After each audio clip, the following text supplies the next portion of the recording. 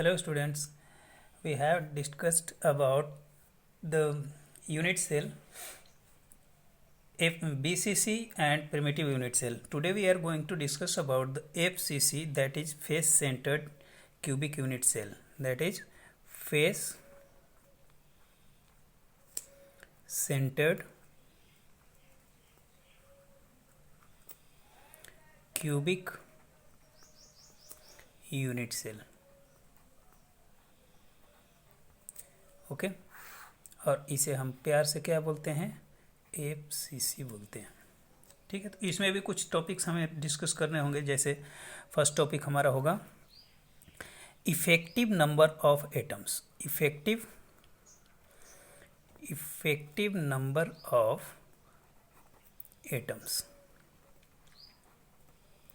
That is Z. अब आप जानते हो FCC, अगर हम एक क्यूबिक यूनिट सेल बनाएं तो इसमें सारे एटम्स कहाँ पर प्रेजेंट होंगे. पहले तो कॉर्नर पर होंगे 1 2 3 4 5 6 7 एंड 8. और कहाँ पर प्रेजेंट होंगे, और फेसेस पर होंगे.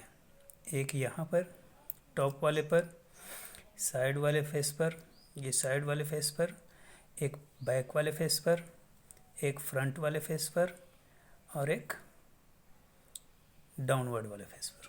ठीक है, means total number of faces are 6. तो Z इक्वल टू क्या हो जाएगा, Z equal to 1/8 contribution of atom into the unit cell and number of corners are 8 plus contribution of face centred atoms. ये कितना कंट्रीब्यूट करता है, 1/2 contribute करता है. Total number of faces 6.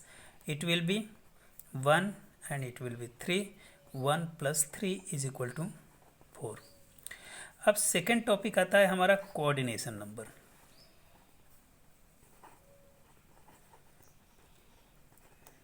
Coordination number.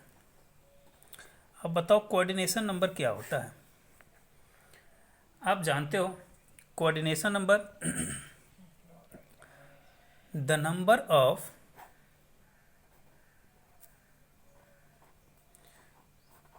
nearest neighboring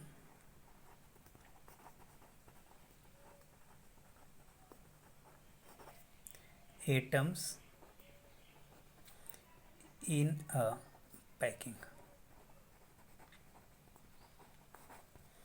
ठीक है, अब देखो, अब इसके लिए अगर हम एक बात करें, यूनिट सेल ड्रॉ करें.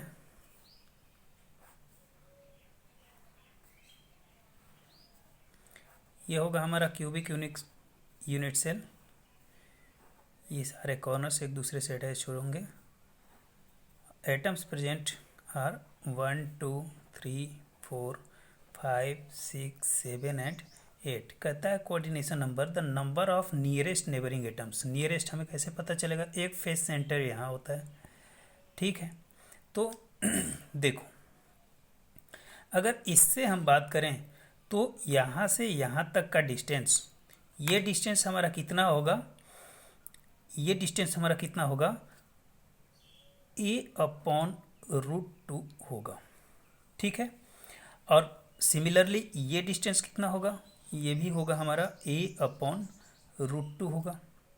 अगर बात करें यहाँ से यहाँ तक का डिस्टेंस तो ये भी सेम होगा A/√2.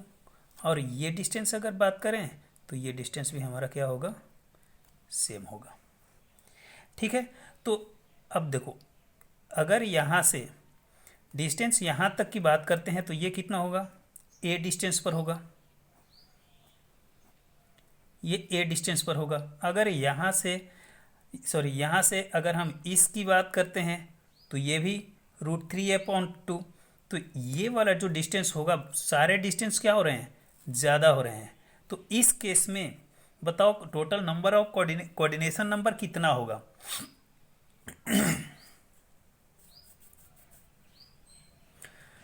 Total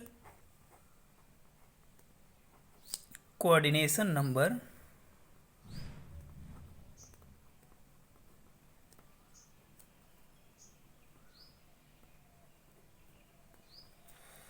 is equal to कितना होगा, 12 होगा। क्यों? क्योंकि अगर इसके ऊपर कोई एक सेल ड्रॉ करते हैं, इसके ऊपर हम एक कोई सेल ड्रॉ करते हैं, तो एक ये इसके टच में भी होगा, यहाँ भी एक फेस पर होगा, एक फेस यहाँ भी होगा, एक सामने वाले फ्रंट फेस पर होगा, एक डाउनवर्ड फेस पर और एक इस फेस पर। तो बताओ ये कितने से कोऑर्डिनेट कर रहा है, 1 2 3 एंड 4, नॉट विद दिस, ये इन 4 से करेगा। फिर इसके ऊपर जो सेल बनेगा, यहाँ जो सेल बनेगा, तो ये किससे कंट्रीब्यूट करेगा, सामने वाले फेस से भी करेगा। मतलब इस फेस से पीछे वाले फेस से और फिर इस साइड वाले फेस से, बस 4 ऊपर 4 नीचे और ये 4, कितने हो गए total number of coordination number कितना हो जाएगा, 12। Okay, now our third topic is relation between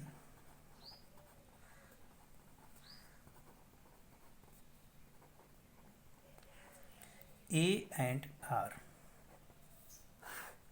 relation between A and R. अब देखो, अगर हम एक किसी फेस को कंसिडर करें, ये हमारा एक फेस हुआ।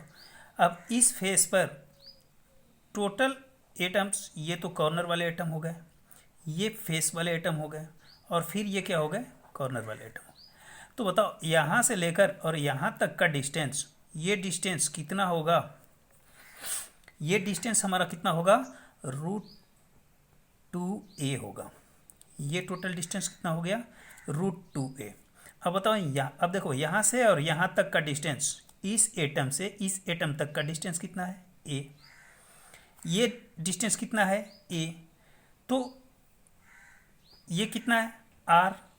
ये r and r, 1r 2 3 and this one 4r, means √2a। और यहाँ हम इसको लिख सकते हैं कि this distance will be 4r, means √2a is equal to 4r।